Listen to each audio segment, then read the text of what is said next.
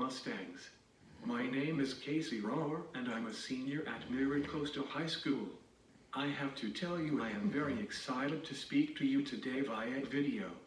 This seems to be the new rage since the quarantine started. Today I am here to speak to you about my disability, cerebral palsy. I understand you're learning about cerebral palsy from the book, Out of My Mind. I have read that book as well, and I have a lot in common with Melody. I think people have a lot to learn from one another, and I hope you end this video today with a little more knowledge about people with special needs.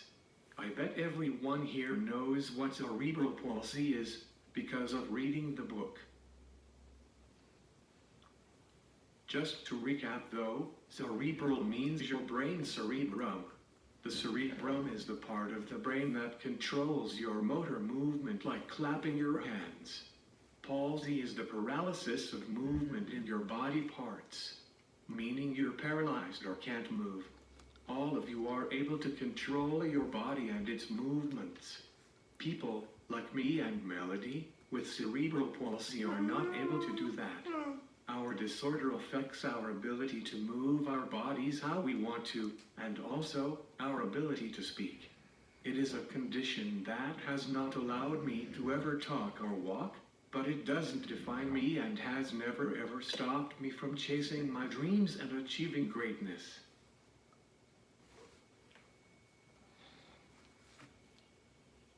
Thanks to science and technology, I have this amazing computer device in front of me and am now able to communicate my thoughts to you today.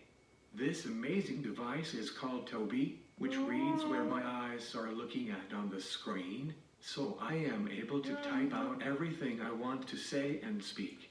It is my communication superhero. I got my first Toby when I was in 2nd grade, a day I will never forget. The day the world heard my voice, my thoughts. Before that, I had no way to communicate. Being able to use my voice to share my thoughts, wishes, and needs has changed my life. I can surf the web, watch YouTube, FaceTime, text, and even make phone calls using my Toby. I can speak up for myself, make a presentation to all of you, and share my humor with the world. It is not easy living with a disability. What is hard about living with cerebral palsy, some of you asked? Well, I always need assistance from an adult. I can't just go and hang out with my high school friends. I need someone to join me all the time. Also, I will never be able to hop on and ride a skateboard to the beach, or join my friends in a night of playing video games. You could also spend several days a week at a hospital, and who likes staying in the hospital? I think I have had over 100 visits in my lifetime for medical procedures and surgeries. Not fun when I just wanted to be a kid. There are a lot of reasons that make living with a disability okay too. If you look on the bright side, I get to use special entrances and exits all over town. I am also able to teach people about patience, acceptance, and that disabilities don't make you who you are. You make you who you are.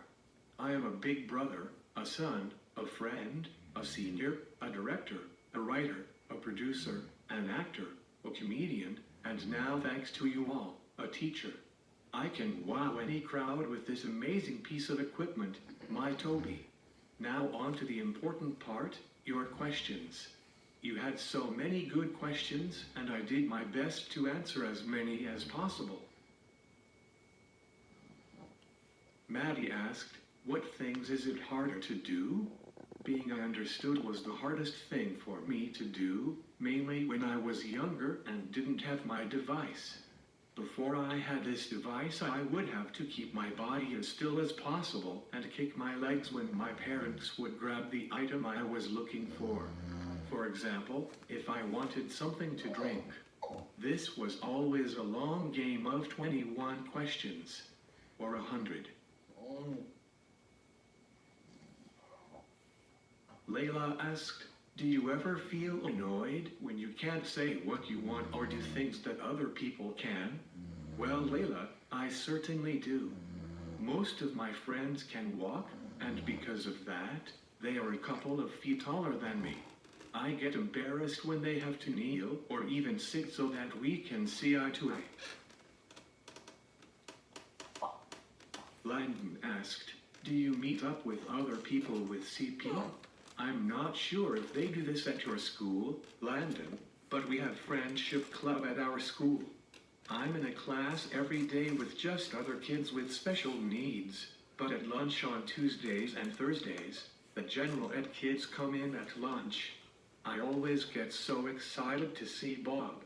Bob sits next. Well, my wheelchair won't fit under the desk, so he sits as close as he can to me. I use my computer to talk, and Bob talks back to me.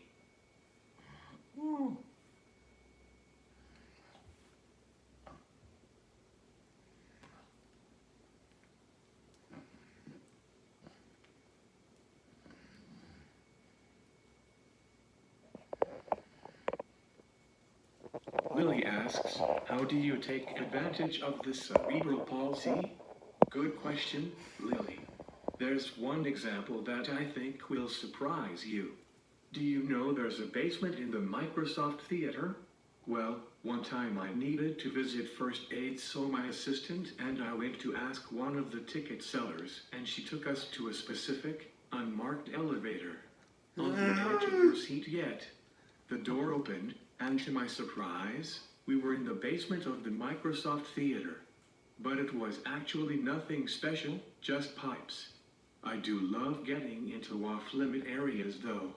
Another example, I was flying back from Disney World, and the CEO of SeaWorld was sitting right in front of me.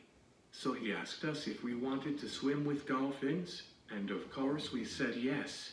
I'm pretty sure he did that because I'm in a wheelchair.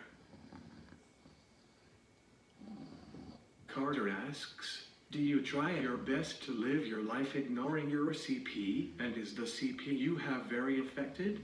Well, Carter, my friend, a wheelchair, and a machine to talk. No, I don't ignore the fact that I have CP. What I do instead, like in Lily's question, I embrace it.